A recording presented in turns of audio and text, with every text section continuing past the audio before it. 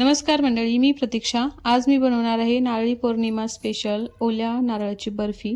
ते मी ओलं नारळ घेतले एक वाटी भरून. साखर लागणार आहे आपल्याला, दूध लागणार आहे, पिस्त्याचे कुटके करून घेतलेत आणि तूप लागणार आहे आपल्याला.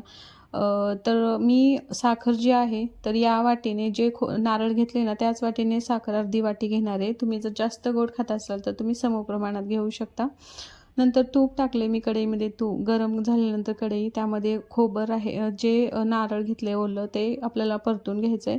जास्त लाल किंवा त्याला ब्राऊन कलर येईपर्यंत परतायचं नाही आहे. फक्त त्याचा जो ओलसरपणा आहे तो निघून गेला पाहिजे एवढं हे करायचं, म्हणजे त्याला फक्त कोरडं कोरडं बनवून घ्यायचं आहे आणि एकसारखं हलवत राहायचं आहे, जेणेकरून कुठल्या तरी साईडला ते ब्राऊन होऊ नये अशा पद्धतीने हलवत राहायचं आहे.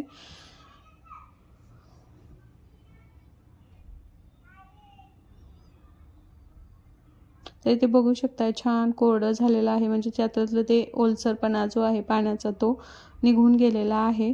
मग नंतर आपल्याला त्यामध्ये तुम्ही बघू शकता अर्धी वाटी मी साखर घेतली. ही डबल एक्सेल साखर आहे मोठी, त्यामुळे अर्धी वाटी घेतली मी इथे.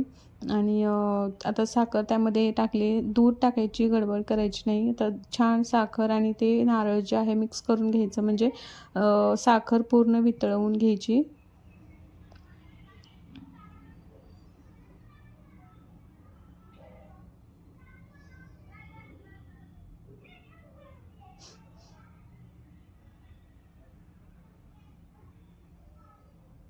तरी ते बघू शकता साखर वितळलेली आहे, म्हणजे साखरेचं पाणी पाणी हे झालेलं आहे.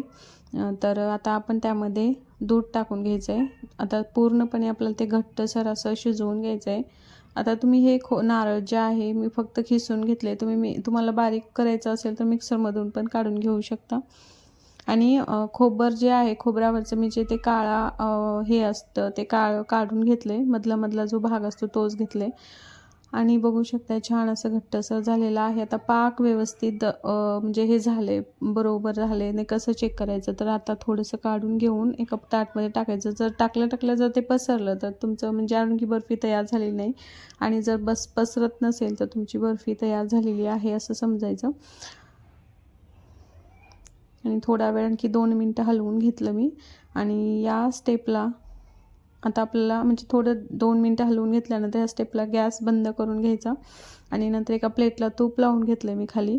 तुम्ही असंच पण टाकू शकता, लगेच निघून जाईल ते, पण त्यावर मी बटर पेपर आतरला आहे. आणि नंतर मी ते टाकून घेतलं सगळं ह्याच्यामध्ये ते सारण, आणि असं पद्धतीने सेट करून घेतलं आहे.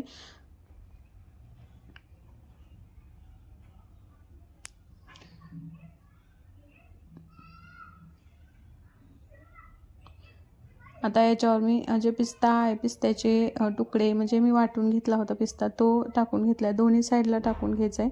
तर आता मी एक साईडला टाकलं आहे आणि परतून घेतलं आहे. पिस्त्याने काय होतं, चव खूप छान येते आणि हेल्दी पण होतं. ते बघू शकता छान असे हे केले मी, त्याचे हे करून म्हणजे अशा पद्धतीने काप केले. आणि ते बर्फी बघू शकता बनवून तयार आहे. खायला तितकी मस्त झाली होती. तर उद्या नारळी पौर्णिमा आहे, तुम्ही पण नक्की ट्राय करा. Bye bye.